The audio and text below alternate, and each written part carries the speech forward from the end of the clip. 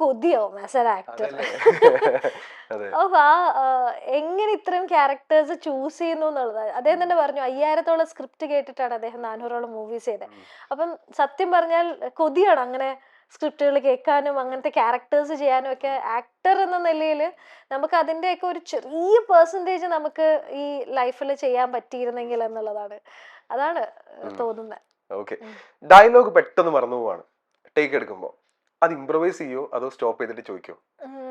അത് ഡിപ്പെൻസ് കേട്ടോ. എന്ന് വെച്ചാൽ അങ്ങനെ ഉണ്ടായിട്ടില്ല ഇതുവരെ, താങ്ക്ഫുള്ളി. പക്ഷെ അങ്ങനെ അത് ഡിപ്പെൻസ്. കാരണം ചില ഡയറക്ടേഴ്സ് ഇപ്പൊ എന്നാലും എൻ്റെ അളിയല് കംപ്ലീറ്റ് ഇംപ്രവൈസേഷൻ ആയിരുന്നു. നമ്മൾ ഒന്നും സ്ക്രിപ്റ്റ് ഫോളോ ചെയ്തിട്ടില്ല, സ്ക്രിപ്റ്റേ ഇല്ലായിരുന്നു എന്ന് വേണമെങ്കിൽ പറയാം. കാരണം അപ്പോ ഓൺ ദ സ്പോട്ട് സുരാജ് ഏട്ടനും ഞാനും ലെന ചേച്ചിയും പിന്നെ സിദ്ദിഖിക്കയും കൂടി ഇരുന്ന് ഇംപ്രവൈസ് ചെയ്ത സീൻസ് ആണ് കൂടുതലും. സ്ക്രിപ്റ്റ് ഉണ്ടായിരുന്നു, പക്ഷെ എന്നാലും നമ്മൾ കൂടുതലും അവിടെ അങ്ങനെയായിരുന്നു, ഓൺ ദ സ്പോട്ട് ആയിരുന്നു. ആ സമയത്ത് നമുക്ക് കിട്ടുന്നത് എന്താണോ അത് പറയാന്നുള്ളത്, അതനുസരിച്ച് അങ്ങനെയുള്ള അത് ഓരോ ഡയറക്ടറിനെയും ആ മേക്കിങ്ങിനെ ഡിപ്പെൻഡ് ചെയ്തിരിക്കും.